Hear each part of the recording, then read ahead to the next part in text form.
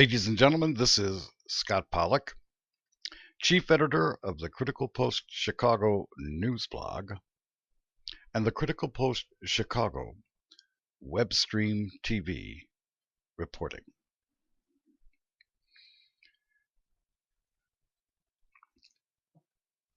Ladies and gentlemen, the disclosure you are about to view is the last disclosure we will be publishing regarding what we call the Wilcock Keenan feedback loop, until such time that the rest of the story needs to be disclosed as a result of any publishing which tries to refute what is being conveyed by the Critical Post Chicago investigation into the national radio show broadcast produced by Premier Network's coast-to-coast AM radio show hosted by George Noory, wherein Mr. Noory provided Mr. David Wilcock a national platform regarding an alleged insider coup on the so-called verge of being activated against the current sitting government corporation called the United States of America, which subsequently was also used to promote a book by Mr. Wilcock called Financial Tyranny. This has resulted in a widely distributed internet feedback loop that has had the result of being a verifiable information and material fraud regarding claims being made by the individuals connected of interest, that being one Mr. David Wilcock, one Mr. Neil Francis Keenan, and one Mr. Benjamin Fulford. This is a conversation conducted on the air with a man that has come forward, who we call Charly, to conceal his actual identity, until such time that it becomes necessary to disclose his real name, whom we have verified is who he says he is, does what he says he does, knows who he says he knows, and knows what he says he knows. The verification process revolves around key individuals that are blood relatives residing within the partnership of myself and my partner in this enterprise called the Critical Post Chicago, that work inside the bowels of America's security apparatus within the alphabet soup agencies that will remain unnamed for obvious reasons. This is a privilege of anonymity which we will not disclose or violate as an upstanding member of the press.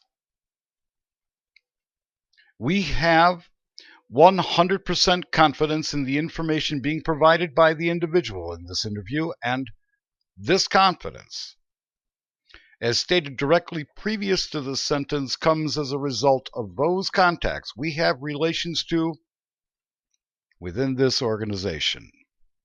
Blood is thicker than water or wine. What you are about to listen to is being provided as the backdrop or background information material so that you, the audience, and also those individuals still being duped to believe that their faith in the persons of Mr. Wilcock, Mr. Keenan, and Mr. Fulford is something that's to be deemed as a well-founded trust. As the famous author Mark Twain once remarked, it's easier to fool someone than to convince them they've been fooled. In other words, once a well-constructed ruse has been perpetrated, a person's disbelief in that ruse is hard to dislodge in their minds or reverse. Be that as it may, we have no doubt in the veracity of Charly's testimony and have been provided additional information from him that goes back to the year of 2009, before any of this was widely known or publicized by any broadcast platform.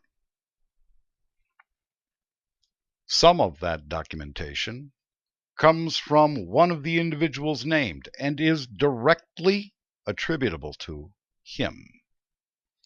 Again, the information, time-stamped by email, goes back to 2009. There is more that goes further back in time. We'll leave it at that for now. The background information in this broadcast submission serves to instruct and inform by a verified non-official cover or NOC individual that fraud operations revolving around high-value banking instruments are rampant all over the world and purposefully put into operation by America's security apparatus for various reasons and constructed in a certain manner by the fraudsters, because the fraud is how they make their living while at the same time being sanctioned by America's government corporation so as to extract the maximum amount of money possible from individuals before those individuals who are the targets or marks of the fraud activity actually wake up to the idea that they've been had. There are many reasons and many ways in which these operations can be witnessed by so-called marks, who are then lulled into a state of confidence by the fraudsters involved in perpetrating their schemes, who then quietly disappear, while still leaving the lingering aspect of hope in the minds of those still convinced they couldn't have fallen prey to the original deception operation in the first regard.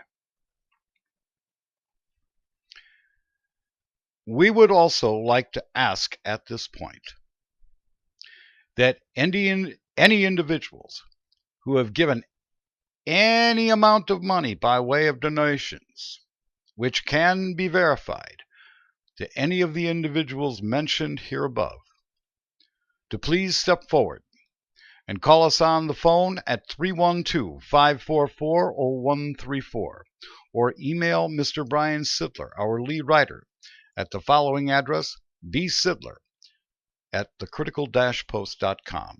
Again, that phone number is 312-544-0134 to make yourselves known and tell us your story. If any individuals have listened to broadcasts being perpetrated on the internet through the Blog Talk radio platform, that have listened to instructions by certain other individuals, one Mr. Drake Bailey, to stop paying your mortgages, your credit card bills, as well as other related items, to also please step forward and tell us your stories so that the Critical Post Chicago can document the harm that has been caused as a result of putting your faith and trust in something that you should not have listened to. If Mr. Wilcock, Mr. Keenan, or Mr. Fulford would like to come forward and go on the air and on the record and undergo a rigorous set of questions that Mr. Charly would tender to them, with myself in attendance and helping to facilitate any repudiations of these broadcast submissions, they are likewise invited to call this anchor desk, and we will, with all due dispatch, make such a broadcast submission possible so that the people can hear for themselves and be the judge in the full light of day. So in summation for these introductory remarks, ladies and gentlemen, the book Financial Tyranny by Mr. David Wilcock is a fairy tale and can be used as kindling in your next barbecue or home's fireplace. Be careful as to what you'll give credence to on Premier Network's production of Coast to Coast AM radio show hosted by Mr. George Noory, and be careful as to what you read on the internet, because it can result in a material loss to your pocketbook and a psychological operation upon your mind, which will serve to unsettle your everyday lives in ways immeasurable and very harmful. So, here then is the conversation we conducted Sunday evening on the 7th of December, 2014, with Charly, which contains edits of some of the original clips first recorded after having been initially contacted here at this anchor desk after our initial broadcast submissions of the Goldwater Report, wherein we offered the opinion at that point in time that this is, in fact, and we suspected as highly probable then, and now verified to us, it is indeed a fact, that it's a fraud. Information and material fraud. We have more material that will be made available when the time comes for us to do so. This is part 1. So stay tuned. Here it comes, and thanks for your kind attentions to the Critical Post Chicago news blog and the Critical Post Chicago TV. Please stay tuned. We think you'll find this very informative. Stand by.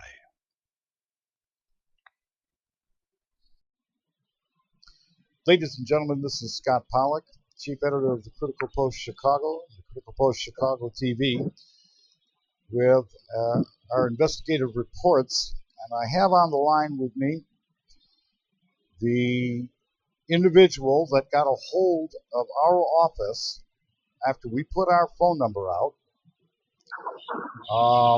regarding the Wilcock Keenan feedback loop. And to protect his identity right now, we are going to call him Charly. We're going to listen to a couple of clips here about previous regard previous interview sessions, without going into the long thing. But Charly, do us a favor. You know, we've got a lot of background material, right? I mean, there is a lot of stuff to understand here in order for people to really get the whole flavor of the thing. Would you agree with that? Yeah, there's voluminous documentation as well. Right, and so and you've got a lot of documentation. But the first thing I want to do is I want to.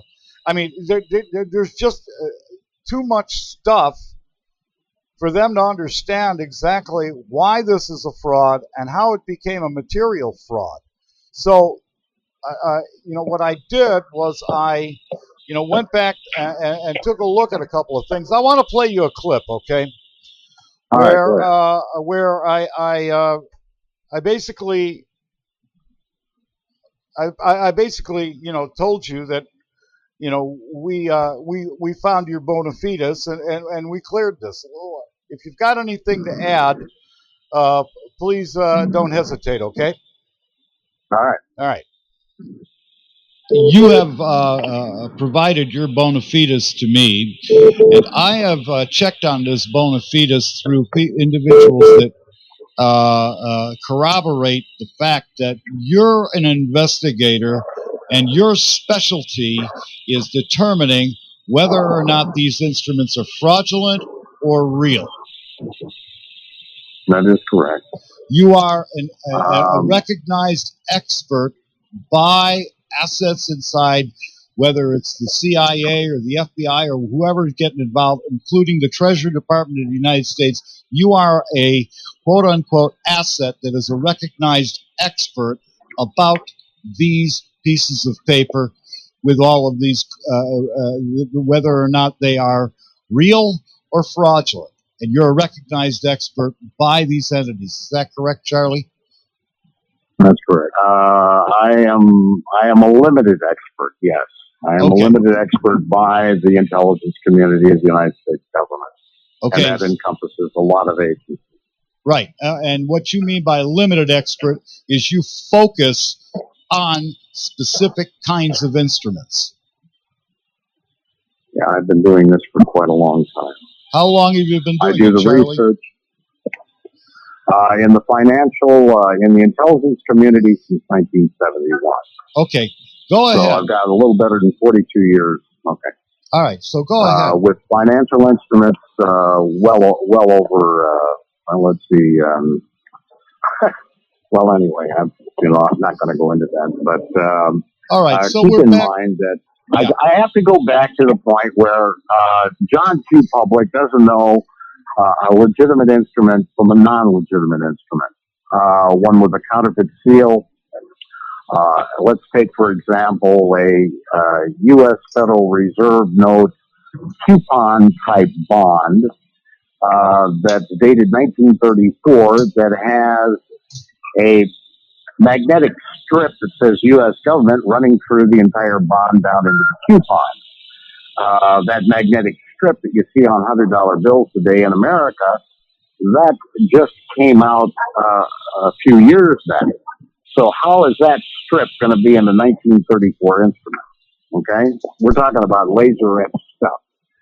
So you've got seals that have broken gears, the Treasury seals with broken gears, that you can instantly look at these documents and tell they're fraudulent right on their face.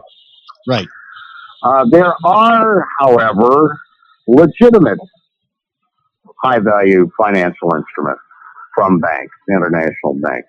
Right. And they typically refer to treaties that you and I and John Q. Public hear nothing about.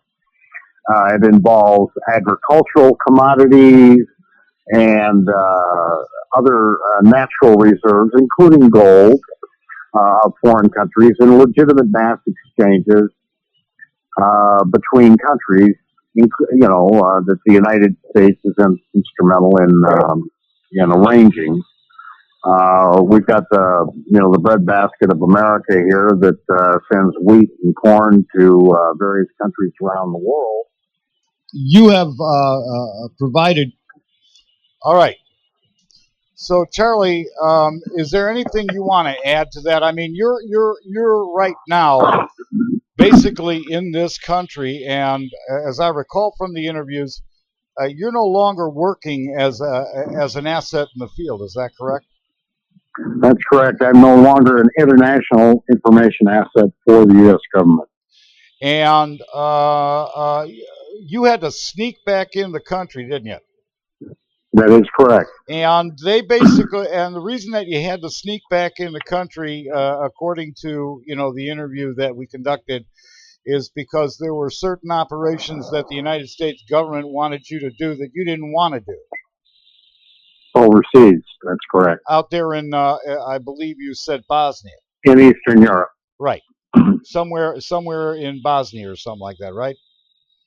There and a few other places. Right. And so then the next thing you had to do is that you had to sneak back in. So right now, basically, you're persona non grata, aren't you? That is correct. And you're not working for the United States government, or so you attest. But the people that are listening, since we're going to be talking about semantical operations, can you explain we're going to play another clip, what you talk about, work that you did or an experience that you had with a pretty famous person. But when we talk about semantical operations, now that you're basically doing what you're doing, which is laying low, can you explain to the people how these things work, please? You used to have a handler, right? Pardon me? You used to have a handler, right? Yeah, I used to have a couple of them. Right. Depending on which operation I was on. Okay, and so just for the sake of just for giggles, you have no reason to snow me at this point. Even though I went and I did my due diligence, there's no reason for you to snow me. As a matter of fact, you're none too happy with the U.S. government, are you? No, I'm not. I'm not too happy with um, at all. Okay. So people can say that, they'll be able to say something like, well, he's just part of an intelligence operation now, right? And of course, Oh, I'm sure they would. And counterintelligence plays a big part of the overall intelligence community.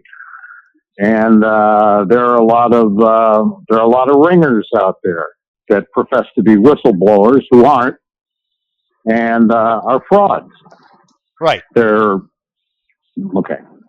Well, I'm trying to take it. Okay, now explain to people how the semantics, how things work between a handler and the government and all this nonsense that you were involved in through all these years. I mean, you're talking about 40 years of experience, aren't you?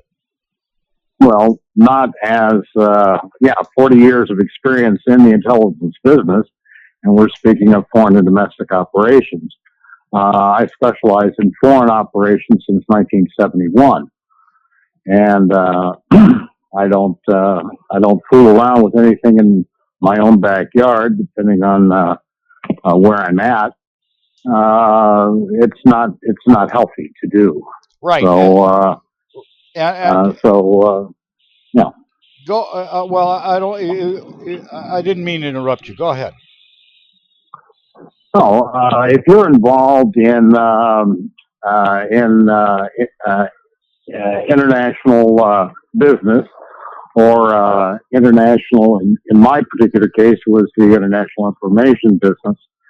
You're basically a target for any government agency, or any government, especially if you're good at what you do. When they see you tapping on the door of an operation that they're involved in. In my particular instance, I was told that I was overshadowing U.S.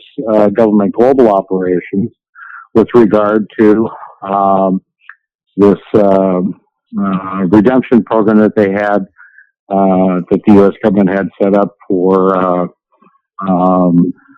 recovering high-value asset instruments of the U.S. government. There were international banking instruments beyond Federal Reserve note coupon-type bonds. So if you're specializing in the information business, as I was, and you run across a particular set of fraudsters, international fraudsters, or an international fraud network, and I ran across many master fraudsters and many international fraud networks. They're going to approach you and they're going to ask you, hey, we'd like you to do some work for us. And you can go ahead and keep doing your own work, but we're looking for any information regarding Mr. X or this particular network. And if you'd be so kind as to let us know what you come across, we'd really appreciate it. And at that point, you're basically given a persona non grata to operate unofficially. It's called non-official cover, NOC or a NOC, where you operate with a certain plausible deniability for the government. They'll let you do just about anything. Okay, now and if I could stop you right there. So while you're overseas and you said you were overshadowing things, that's because you were doing things for other people in terms of verifying things. Yes, and I was turning up international fraudsters involved with government operations. That's when the government stepped there. And they said, "Hey, the word." I have a U.S. government email from one of the handlers that says you're eclipsing our global operations, Right. and they would like cooperative efforts to be closer. At one point, they wanted to take over my website and just use me as a front, which I did not agree to. And I said, "Listen, you want me to basically catch the fish, and you guys want to fry them. Is that correct?" "Yeah, that's what we'd like you to do." And I said, "Well, I'm not going to lie to the bad guys. I'm not going to lie to the good guys. I'm going to tell them straight up that the contact for this redemption program is with the U.S. government, and I have a contact within that agency that will assist them in determining whether or not those particular global financial instruments are redeemable or not. Do you want to work with them?" And the reply in 99.9% of the cases were yes. So at that point, I let these people know, hey, this is who you're dealing with, and and you're not dealing with an intermediate that is posing as somebody who can get the job done or do the deal, quote unquote. This is the U.S. government, and they're going to go ahead and check it out. And if they're real, they're going to pay you, and if they're not, they're going to seize them. You take that risk. And once I turn you over to this contact, I'm not going to be in touch with you anymore. Is that understood? So basically, everybody knew up front, including the U.S. government, how I would conduct operations through the website or behind the scenes at the website. And it was above board. I didn't lie to anybody. Didn't lie to the bad guys, didn't lie to the good guys. But I had already had several years' experience before the government came tapping at my door. And your experience and when they tapped on my door, it was like this. I received an email from the U.S. government asking me to remove information off my website. And I promptly shot back a reply, contact my other handler. And I gave the information of how to do that. And eventually that was done. And I contacted my previous handler, and I said, "Is this guy legitimate, or is he using a spoofing email in his header that says he's from the government?" He says, "No, he's on the up and up." I said, all right. So basically, the government wanted me to remove information about a fraudster, an international fraudster, that had been committing high value financial instrument fraud for years. Who I exposed on the internet. So that would be somebody that they were using as an asset, kind of like a honeypot or a snare. That is correct. Okay. And they've got a lot of them out there. Right. And we're going to get into that particular thing, which is going to be at the end of the third clip, because you get into that. So, so there's a certain kind of activity that takes place when you're investigating something and you're working for the internet. You're working for people that have hired you to take a look at high value financial instruments to figure out whether or not they're fraudulent or not, because you are a recognized expert and you're working for private individuals overseas, right? That's correct. That is correct. Okay, and an example of this is a clip I'm going to play for you where you talk about a pretty high-profile guy that you were in contact with, who you saved from a certain type of financial fraud that was being perpetrated on him.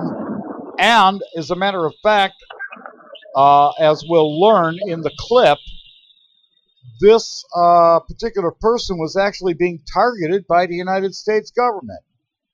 And That is correct. And this is the type of an operation that they'll do to take somebody down. That is correct, or to taint their reputation and to basically disassemble their corporate empire. Right. So I'm going to play you this clip, and if you want to stop it at any point, just say stop. But this is a clip where you're talking about a guy by the name of Tom Perkins, who contacted you as a result of stuff that was on your website that he saw that saved him a lot of embarrassment because of the work that you did. Okay. Not on my website. It was on another international financial message board that I had posted this information on. All right, so I had a well-recognized one supported by the U.S. government, in fact. All right, repeat that. So I had that wrong. You were on an international message board, and you had things on the international message board that this man saw. That is correct. Okay, I just want to straighten that out. All right, this is the clip where you're explaining what happened between you and Tom Perkins. All right. And if you want to stop it at any time, just tell me, okay? Okay. All right. Charlie, being that you keep on saying that the U.S. government has dispatched a lot of people out there. Yes, they have. They've dispatched an army of these international fraudsters. Why would they do that? It's quite simple. The U.S. government has an agenda all over the world. And anytime somebody's got a widget, has devised a great little device, and they don't want to play ball, or they don't want to capitulate, or they don't want to get off the patent, or something else, they'll send in somebody to take people down. They'll send these fraudsters in, and they'll clear them out. They'll clear them out with the biggest stories, the biggest fish stories you ever heard in your life. And I can give you an example of one. This guy is probably going to roll over on his, he got rid of his yacht, he got rid of his submarine, but this guy is a big player today, and I've got communication exchanges with him. His name is Thomas James Perkins. He is the senior partner of a company called Kleiner Perkins Caulfield and Byers out of San Francisco. In fact, they've got offices all over the world. He sent me an email in 2007, late 2007, I believe it was October, November, thanking me for information I had put up on the internet regarding a bunch of false flag Knights of Malta guys that were trying to pawn off a gold bullion mandate on Knights of Malta letterhead stationery. He said, I don't know how my due diligence people missed this, but he said, I threw it in front of their face and said, check it out, and I'm not going to meet for lunch with this guy. Well, there's a reason why they went after Tom. Tom's a billionaire right here in this country. And I mentioned to him in an email, I said, you know, Tom, if they put these guys on you, they're after you for some reason. He's a venture capitalist. He is the guy that put Google on the map, for God's sake. But they're targeting him. Nobody is impervious to the U.S. government's treachery. And I've got the email exchanges to prove. I've also got information that Tom sent me about these fraudsters that came in on him. So the U.S. government, you're saying they put targets on people's backs, like Tom Perkins? Yes, sir. Yes, they do. And I think if Tom is sitting in your, if Tom were sitting in your studio, well, if he were going to be honest, he'd admit it, because I've got emails from him that tell that basically outline what exactly they tried to do to the guy. They were after his Maltese Falcon yacht. That's the largest carbon fiber yacht in the world. Now, Why Tom were has they sold the after yacht his yacht? since then. Why were they after his yacht? Because they just wanted it, or? Yeah, Tom had it up for sale. I believe Tom wanted, it was $250,000 yacht. And, or excuse me, like $250 million yacht. It was a $250 million yacht. Okay. I'd like to stop it there. Okay, you want to stop it there. Yeah, I want to stop it back there because the yacht was valued at $250 million, not $250,000. It's $250 million with a B. Right, and just to clarify what we're talking about in terms of the targeting operation, before we play the rest of this clip, they were trying to float some fraudulent instruments on him. Is that correct? They were trying to float a fraudulent Knights of Malta a gold bullion mandate on him that showed that they had exclusive power to deal in that particular amount of gold bullion, and that's so on the letterhead stationery. I have a copy of the mandate. Right, and who, high resolution color scanned copy of it. Right, and who was they? Well, they were one was a prominent individual who worked worked as a cabinet member under the under the Reagan administration, and had involvement with the Nixon administration. His name is Thomas Edgar Sawyer, Sawayer, and I've got pictures of colored photos of Tom Sawyer going through the Knights of Malta ritual inside the chapel of an Air Force base, Hill Air Force Base in Utah. Right, and you develop, I mean, one of the things that you do in your work is you come across a lot of information, and so when you're doing investigations and all of a sudden a new name pops up, you start developing a dossier just as a matter in the course of your work. Is that correct? That is absolutely correct. I have dossiers on everyone. Right, well, everyone that you ran across that I have your come career. in contact. Yeah. Right. In the course of in the course of my research, yes. Okay, so let's finish. By the way, I'd like to interject something. I am not a licensed private investigator. Okay, right. I'm an international information asset for governments.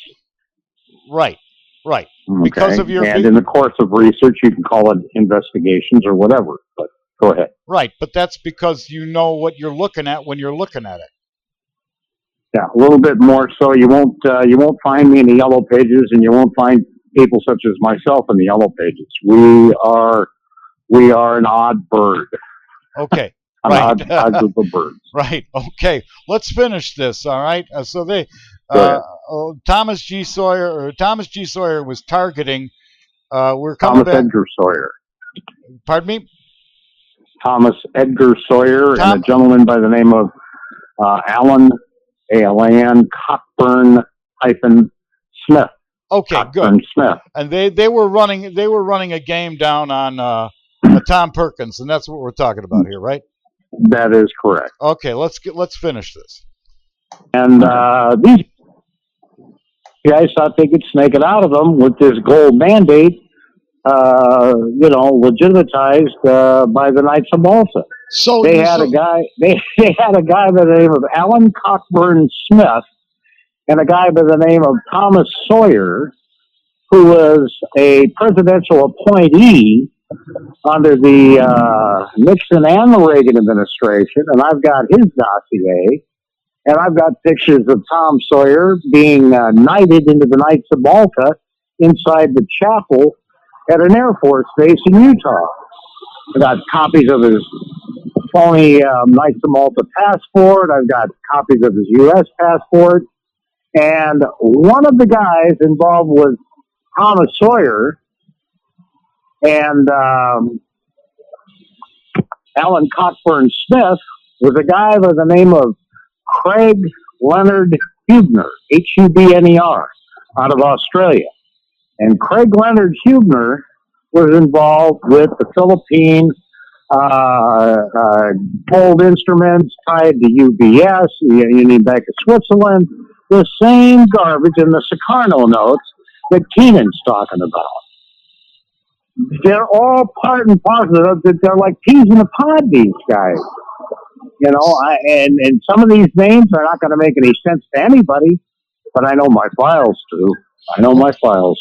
Well, so Charlie, to draw a conclusion about this piece of information that you're saying that guys in the government game billionaires so that they can bilk them out of assets that are private property. They try to. Okay, Tom Ferguson is an ideal case. I know why the government went after Tom. Pardon me? Has something to do with. I said I know why the government went after Tom, and I let Tom know it. Why did they go after him? Well, there's a thing called Silicon Valley up in California. Yeah, and that's where Tom cut his teeth in venture capital. Okay, and a thing called InQtel. INQTEL. Right. That is the first CIA. That is the first open CIA corporation that opened in the United States back in right around the turn of the century here into the 21st century in the year a little after 2000. InQtel was the brainchild of the CIA to try and get the jump on Japanese technology. And Tom was heavily involved in venture capital being pumped in to the CIA for that venture and for other high technology ventures in the Silicon Valley area. And he still is, okay? He's pretty much retired now. I mean, that thing will run on automatic pilot, KPMG. But anyway, the bottom line is Tom got friendly with a group of Chinese people from China.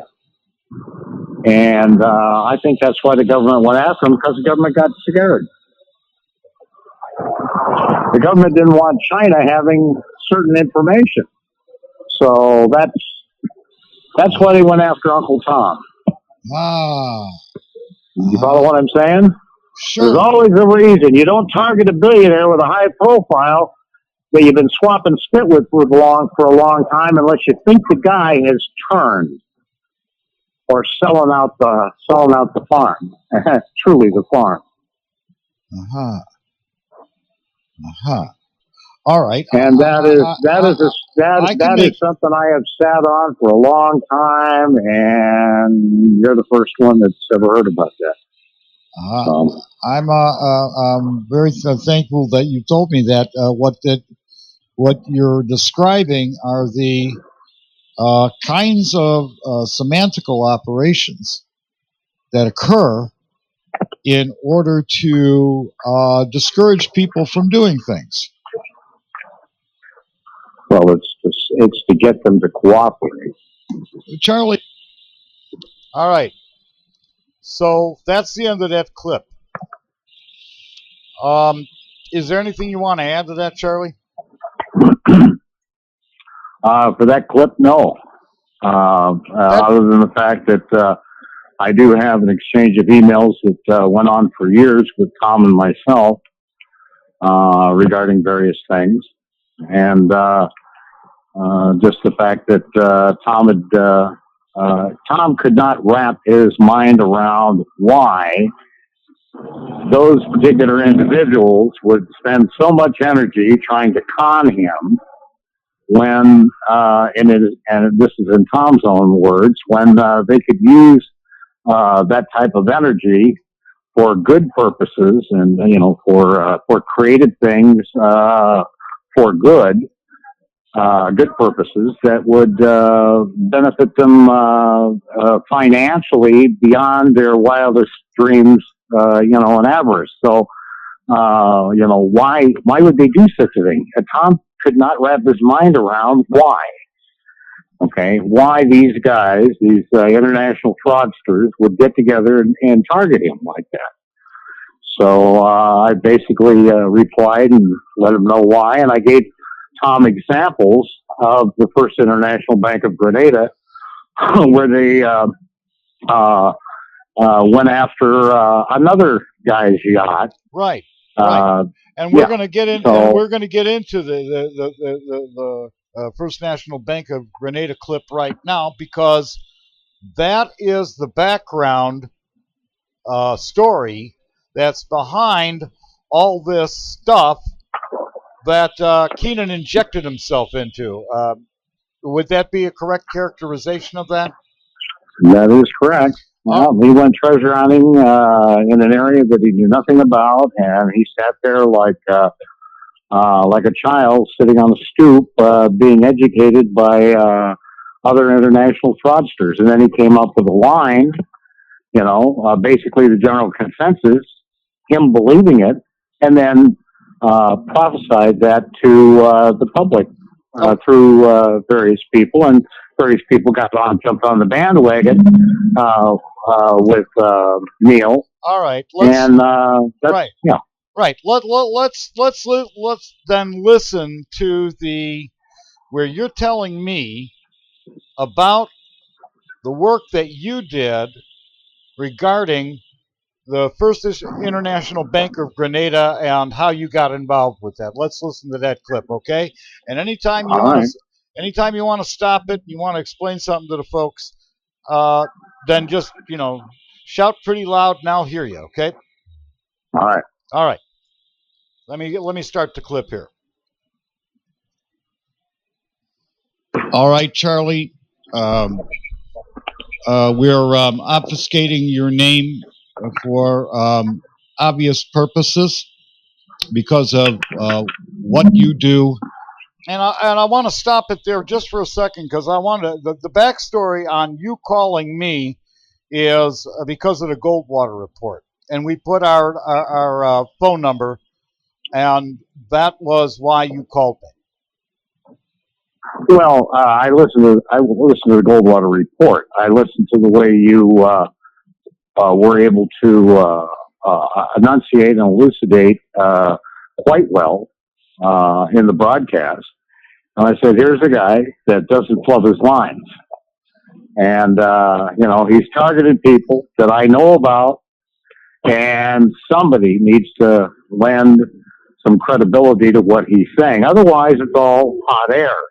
And as I had mentioned in one of my interviews with you, Scott, I said that basically all I had was hot air unless I had the documents. And I've got documents. I've got the proof. I've got the stuff from the government. I've got the stuff from Perkins.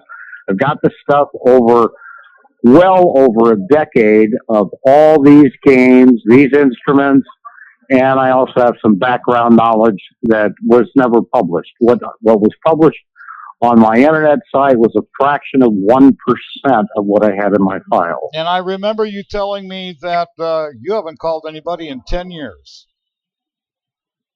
I haven't called anyone. I didn't have any reason to call anyone. Okay. But when I see people being defrauded, and I see good people being defrauded, good-natured people with good hearts, that's when I draw the line. I say, wait a minute. Okay. I'm not going to be the one that breaks this. You broke it, Scott, and I figured this is the time because I've got a mouthpiece. Okay. All right. So let's continue with this backstory about the First International Bank of Grenada. All right. Let me start it. Right. Let me just continue it. And who you are. And I will tell the people later the quality of the intelligence and your bona fides later on. But I want to get back to this conversation because you and I, and this is being recorded. Is that right, Charlie? Yep. Okay. And we had an 8-hour conversation. So I'm going to pick it up where I started typing and putting all of this together. And then we're going to pick it up from there, okay? Right. All right. Over the weekend, as a result of our recent broadcast submissions regarding what we call the Wilcock Keenan internet feedback loop, a phone call was generated by an individual who is now on the phone to our news desk that led to an 8-hour conversation, which over the course of that conversation provided a background recent history which reaches back to 1996-97 regarding an individual whose name is the late Reverend William Michael McKnight Sr. William Michael McKnight is a preacher out of Baytown, Texas, who is tied into the Knights of Malta that involved a gold reserve land deal relating to ejido law in Mexico, which involved legacy tribal landholders as the true owners of the land, which had been detected by U.S. satellite imagery as having a large deposit of gold reserve in an area of Baja California, Mexico, which William Michael McKnight tendered to arrange by the elders to a mining interest out of Canada, which obfuscates U.S. interest in the operation by virtue of plausible deniability, or Canada being used, this Canada mining operation being used as a proxy for U.S. interests. The gold reserves cited in this mention of the transaction were used to establish a bank in the Caribbean called the First International Bank of Grenada Limited, which is now defunct. Some of the asset financial instruments used by that bank included William Michael McKnight's gold reserves in Baja California, Mexico. Are we stating fact right now, Charlie? You're spot on. Okay. Now, and we're going to get into Keith Francis Scott and all that stuff, and Ray Chatdam, all that stuff.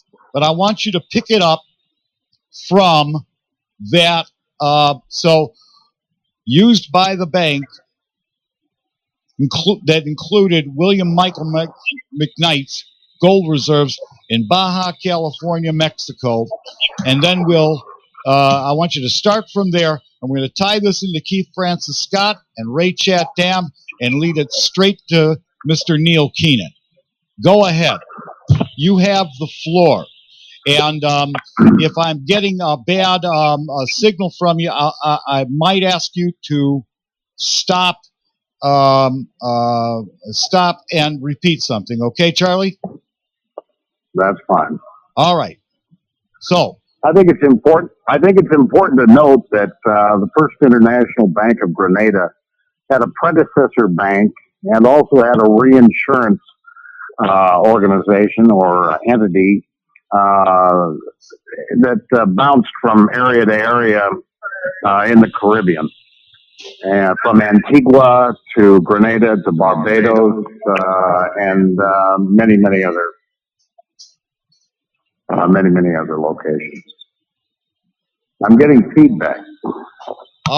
Hang on for a second, Charlie. I'm going to get myself a cigarette. This is fascinating. Hold on. Okay, Charlie, go ahead. All right. I believe it's important for your audience to know that the First International Bank of Grenada was part of a network of international business corporations that stretched from Hawaii to the Caribbean, and then off to the South Pacific to the Republic of Palau. And that particular bank had been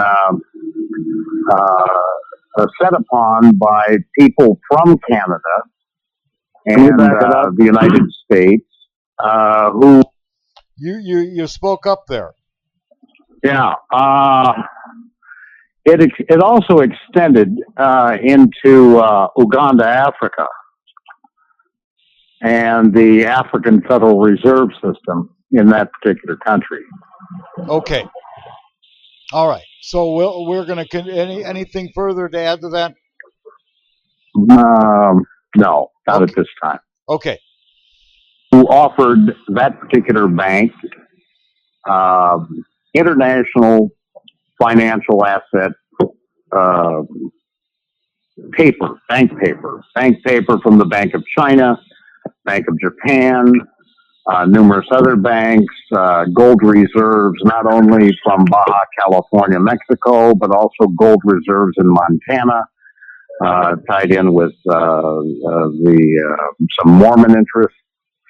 And when it came time for that bank to conduct more operations in Western Europe, asset instruments began disappearing. And by the time I think we need to go back a little bit, the bank was initially designed to become a gold-based bank. And the gold-based bank was determined to be a threat to the U.S. comptroller of the U.S. currency and their fiat currency. So all ears, including the U.S. Treasury Department, the comptroller of the currency, the U.S. Treasury Department, the CIA, and a couple of other organizations, including the Federal Reserve, were alerted to this upstart of a little bank obtaining these asset instruments from all over the globe to float the bank, in addition to its own mining interests in Nevada. So you've got a situation where a little upstart bank decides to pull investors from Canada, the United States. We saw, and I say we, meaning the public, saw Ma and Pa cashing in their annuities and making sizable investments in this bank. They had close to 6,000 depositors from all over the world, predominantly the United States and Canada and England, dumping their life savings and their everything they could get a hold of into this bank, because the bank was offering incredible rates of return on their investment. Some said 30%, some said up to 300%. I think there was a news broadcast that claimed up to 1,500% for a return on their investment if they would invest in the First International Bank of Grenada and its various entities around the world. So the U.S. Department of Justice brought an indictment in the middle of 2000 against the bank. I would say it was 2005 2006 against the bank, and named 5 individuals, one of which was the original founder, as having determined that the bank was operating fraudulently based on assets, namely the asset financial instruments that had been injected to the bank by people from Canada and the United States and other parts of the world. One of the asset instruments involved the Soprano gold assets with the United Bank of Switzerland and the Credit Suisse, the Bank of China, Daiichi Kenko Bank, Bank of Japan, and numerous other banks and gold reserve holdings, of which Michael McKnight happened to just be one of the people bringing asset instruments into the bank. At the time, PricewaterhouseCoopers was determined by the Grenada government to be the acting liquidator of the First International Bank of Grenada. PricewaterhouseCoopers determined that there were no such assets available that they could find. Therefore, the United States government, the U.S. Department of Justice, heralded the bank as being a fraudulent bank, pyramid scheme, and many other things. So that was carried, throughout United Press International and various other mainstream news media outlets, in addition to independent financial watchdogs, of which the offshore business news and research out of Miami, Florida. Publisher David Marchant. I believe he's got continues his offshore financial message board called KYC for Know Your Customer, KYC Inc. News. And so a lot of people came down the throats of the individuals involved operating the bank, but nobody came down on the individuals that were injecting these asset instruments into the bank, including the Sukarno, the Indonesia former premier of Indonesia, General Sukarno, and the gold that apparently was set aside for the Indonesian army.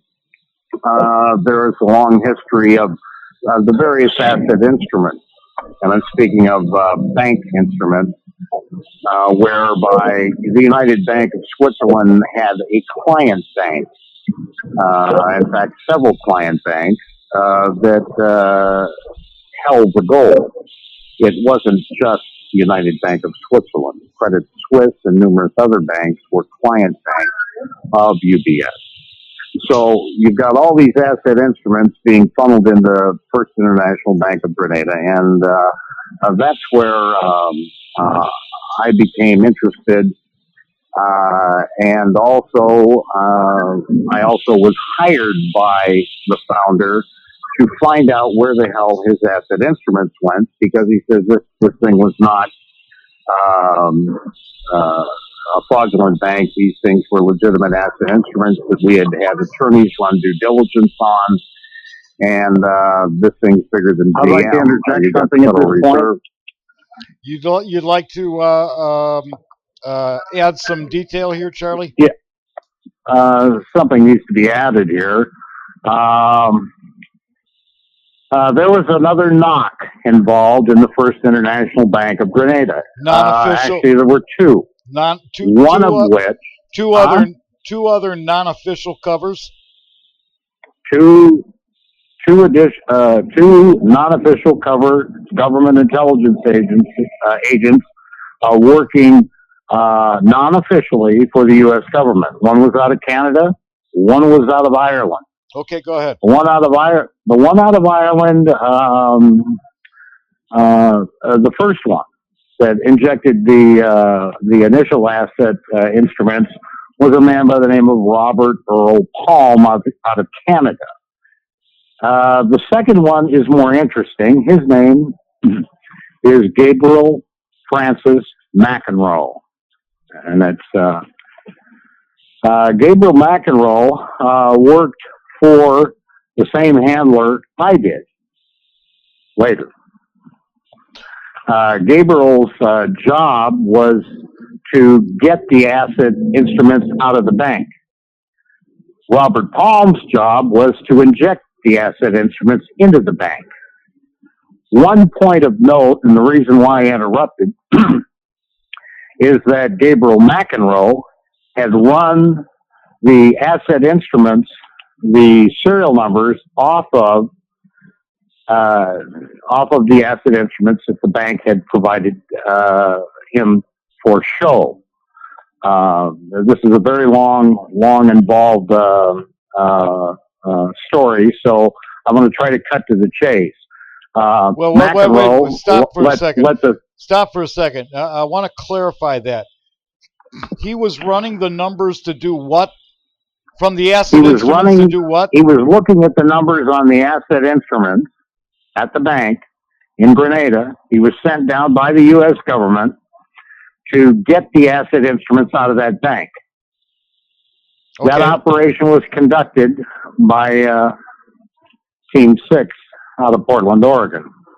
There are 6 DOJ agents under one deputy CIA, deputy chief CIA, that runs that operation. It's a flying squad. They do extractions and things of that nature. They also do other things for the government as well. I later went to work for Team 6, not the same Team 6 that took out Osama bin Laden. The purpose of my mentioning Gabriel McEnroe is the fact that he had run those asset instrument serial numbers off those financial instruments past the U.S. government. The U.S. government did not have those serial numbers on any hot sheet as being fraudulent at the time. So Gabriel McEnroe was real interested because the U.S. government said, hey, we want these. We want to clear our books. We want to get these asset instruments so that we can go to the International Monetary Fund, the World Bank, and say, hey, we've got the other copy. It's my understanding, Scott, that there are three. These certificates are actually done in triplicate. One goes to the World Bank or the International Monetary Fund. The other one goes to the Federal Reserve. The other one stays with the bank, and that's issued by the bank to the holder of that particular instrument. Just because somebody's holding on to the instrument does not give them entitlement to those funds. If you carry in a bunch of these asset instruments and say, hey, I've got the goods, no, you don't have the goods. You don't have the goods at all because you don't have the other two copies. But the government wants those goods because the government can clear the gold from one country and put it in their own reserve.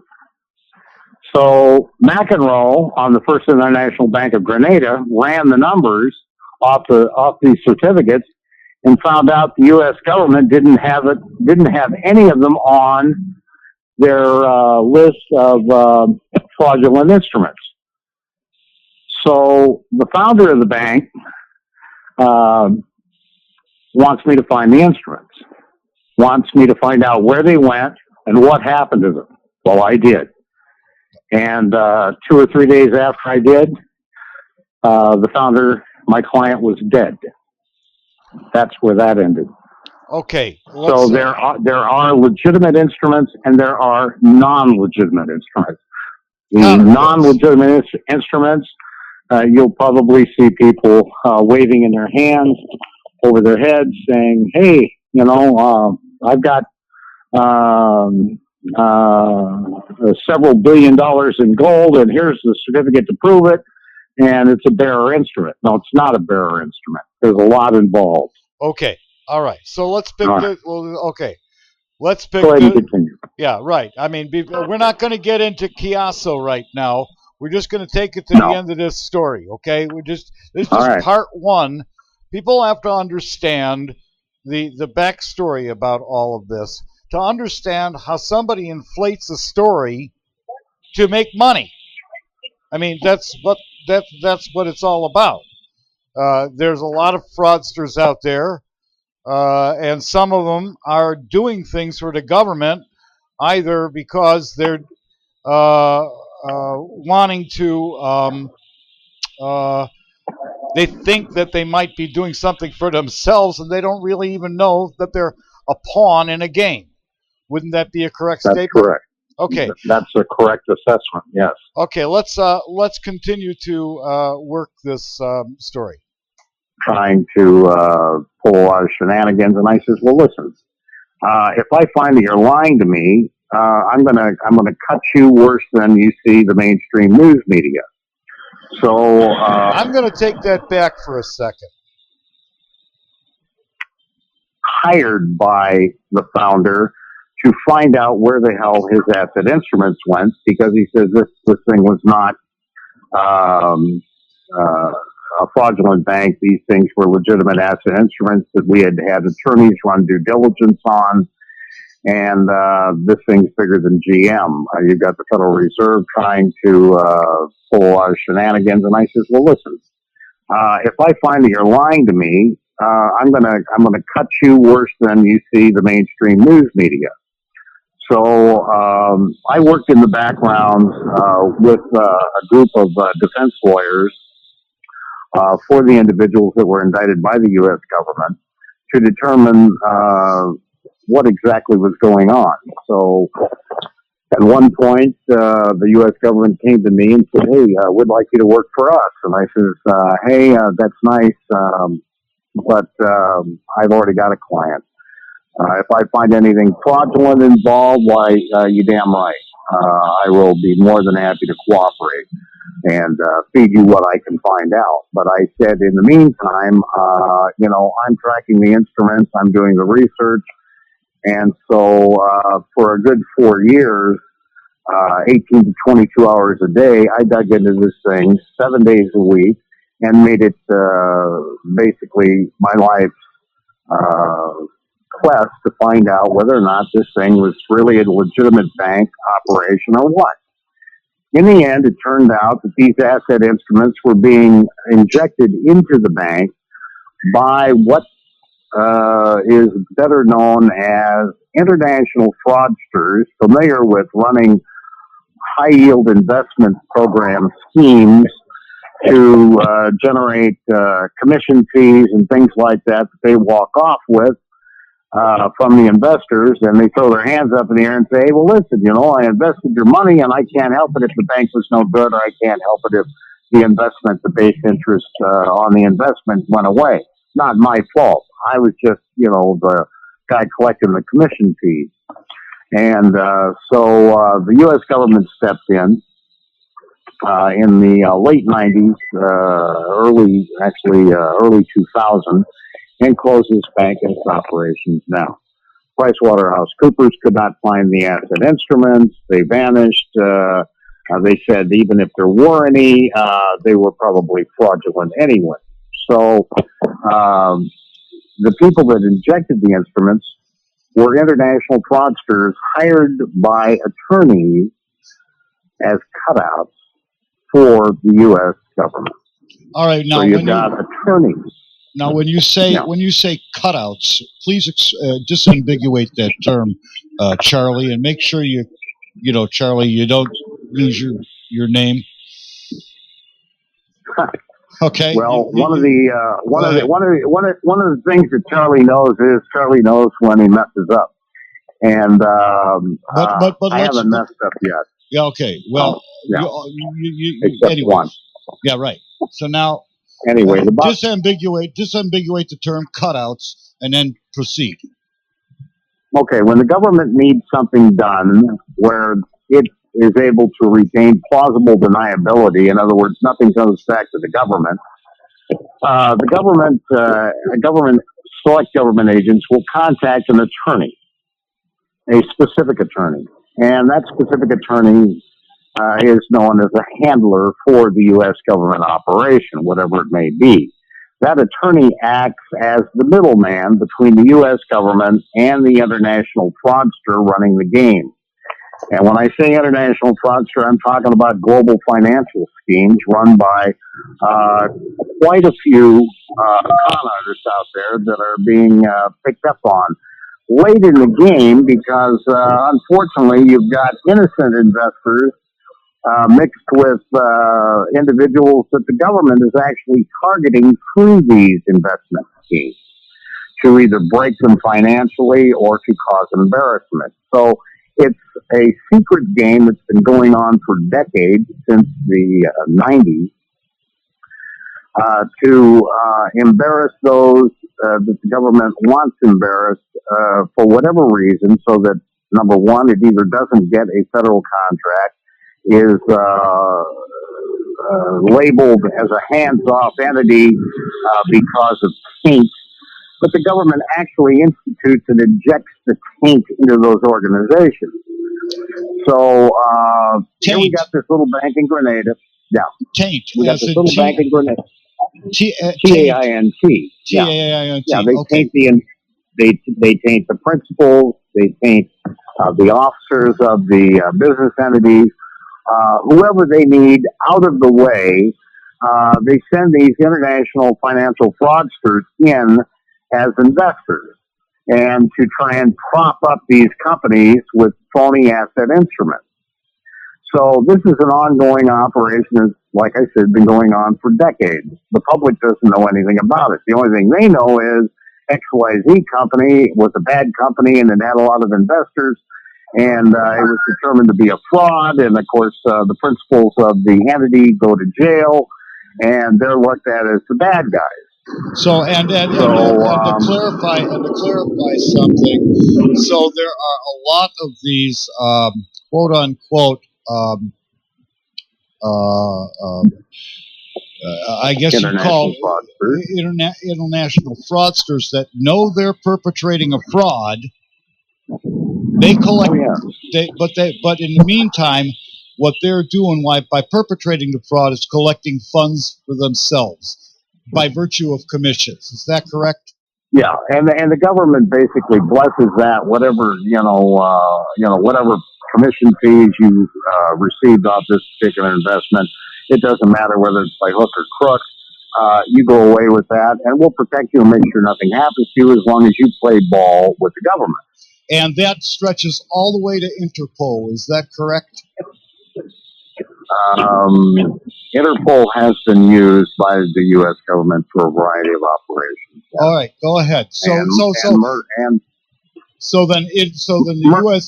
the fraudsters will not be prosecuted by Interpol because the United States government says hands off.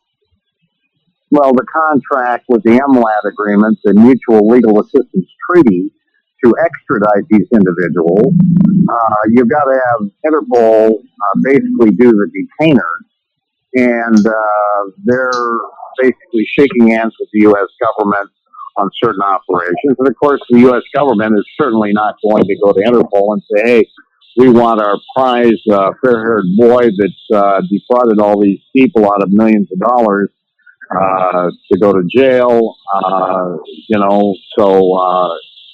they're not going to solicit the services of Interpol to become involved in that, unless there comes a point where that particular international fraudster that was sent out to do his dirty deed for the U.S. government, and this is where we're talking about the cutout. We've got a handler involved between the international fraudster and the U.S. government. The U.S. government typically will deal with a lawyer because the lawyer is beholden to the code. And so whatever the lawyer does on his own with the international fraudster and says, hey, listen, I want you to go, as an example, let's take William Michael McKnight, or as he's more affectionately known by many of the fraudsters, Mike McKnight or Michael McKnight, take off and go over to this country and see this guy because he's got a deal working. And so we've got a situation where Michael McKnight sends a gentleman out of Chicago, Illinois, and keep in mind Michael McKnight's a good reverend down in Baytown, Texas. He sends a gentleman by the name of Keith Francis Scott out of Chicago to Southeast Asia. And the purpose of the deal for Keith Francis Scott is, I want you to meet this guy by the name of Ray Chat Dam. Now, Ray Chat Dam used to work for U.S. Steel. He was involved with the CIA in the Khmer Rouge operation and has been an information asset for the CIA over in Southeast Asia for decades.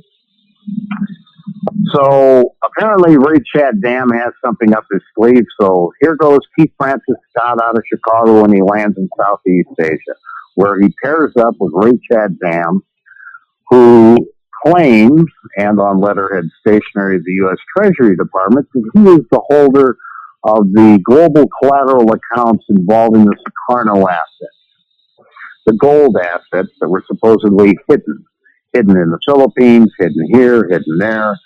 And so Keith Francis Scott goes as Ray Chat Dam's sidekick to the Fiji Islands.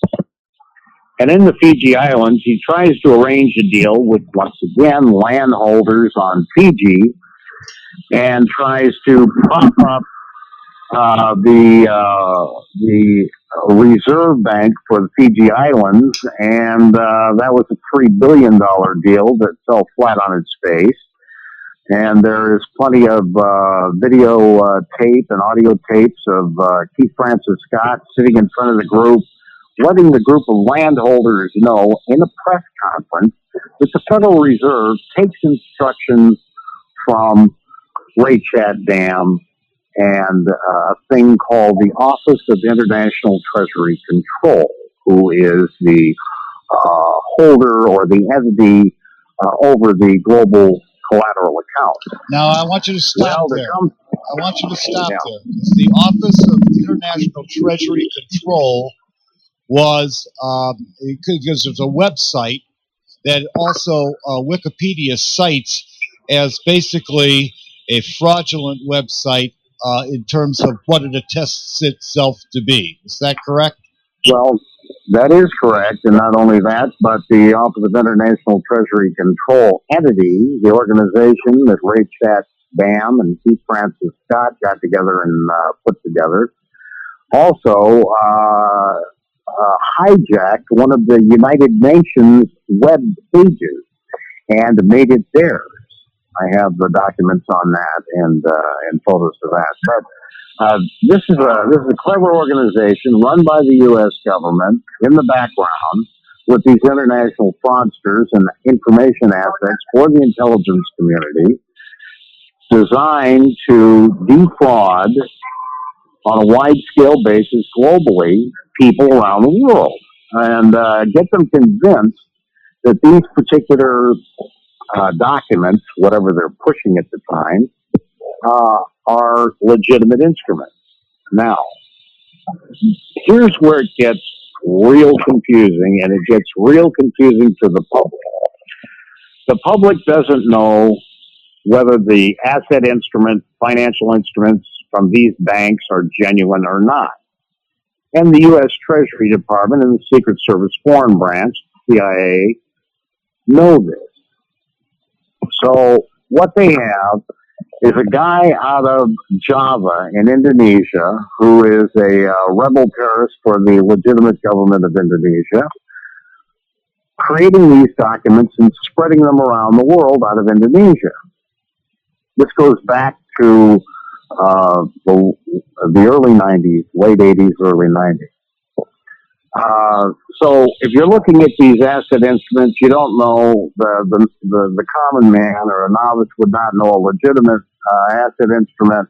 And we're talking about high-value bank instruments in the billions and the trillions and the hundreds of thousands per certificate or per deposit, certificated deposit bank paper. When you look at these fancy certificates, and you don't know whether they're real or not, so you're overwhelmed by it, and a lot of people, depending on how big the lie is told and fabricated and ballooned out of shape, there's a saying that if you tell a lie enough times and publicize it and embellish upon it, pretty soon you'll get the whole world believing that that's fact. All right. So that's the end of part one about that. Without getting too further, so Charlie, the fact is that what really goes on is if you've really got some asset instruments, you don't go waving them around in public, do you? That's correct. Okay. The government will tag you in a heartbeat and grab those. Right. And if they're waving around the government asset instruments that were purposely put in their hands, then the government's going to let you wave them around, and the government's going to give you platforms and media coverage that you've got this and you've got that. And by George, if mainstream media carries it, why, it must be true. Right. So we're going to end it there, and we're going to pick this up how Keith Francis Scott then goes into the next chapter of all of this, which brings in our cast of characters. But we're going to end it right there. Is there any other background information that you want to add to that without going too much further? Well, I think there's enough information on the internet, and in mainstream media covering the First International Bank of Grenada and how the government went after it. Right. So interesting to note that out of all the defendants, the chief defendant, my former client, he was looking at a 1,250-year sentence. He died mysteriously. I chuckled not because he died, but I chuckled because of the circumstances surrounding his death, and that's another story. But the rest of the members on the indictment wound up getting credit for time served, and I think they served up to an additional 18 months to 2 years, and they're already out floating around, And that had to do with some defense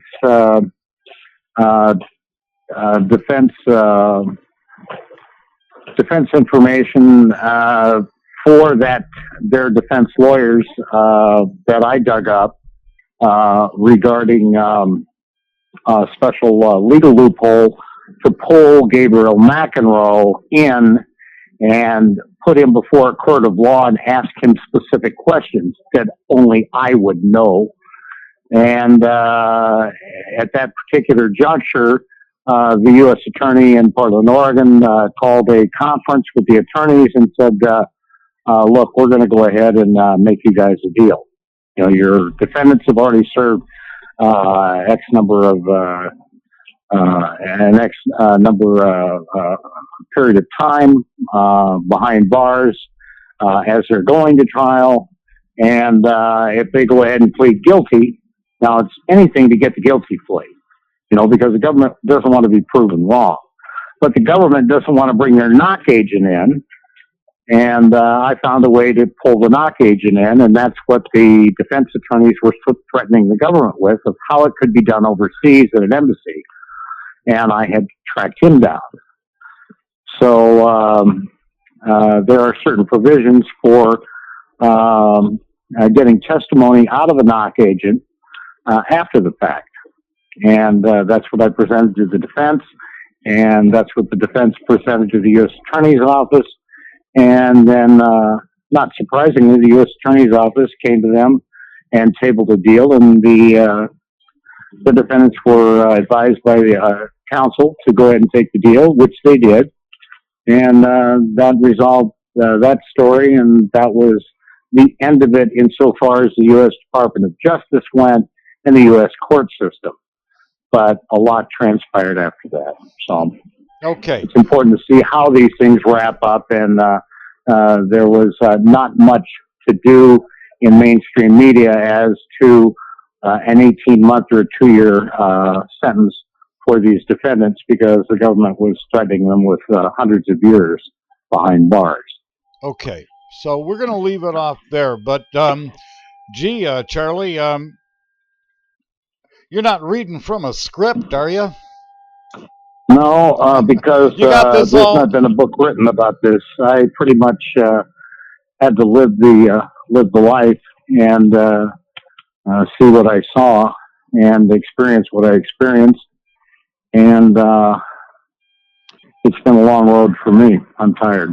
Yeah, I'll bet you are. All right. Well, people are going to learn about how courageous you've been. Very short. I don't know whether it's courageous or crazy. I think it's probably 6 of one, half a dozen of the other. I think it's anybody that would take on this kind of an operation by themselves, relentlessly, day in and day out. Obviously, they've got to have a screw loose. So, I'm about in some aspects, I'm not the sharpest knife in the drawer, and there are a lot. There's a lot to be said for what information has not been released to the public yet by me. So right. I do the best I can. Okay. All right. We're going to pick this up and continue to expose why this has been an information fraud, and it turned into a monetary fraud. It got blown up into a big, big story that a whole mess of people are still buying. But we'll be back on this. Yep. Right? Thank you. All right. Hang Absolutely. on for a second. Hang on for a second. Appreciate you having me on. Thank you. No problem, Charly. Ladies and gentlemen, that's part 1. And I'm not going to say much more than that. But I will tell you that he's not writing a script from this. This man lived this. And we have 100% confidence in who he is. 100%. And that's all I'll say. This is Scott Pollock, chief editor of the Critical Post Chicago News blog and the Critical Post Chicago TV. We'll be back with more of this. Thanks for listening.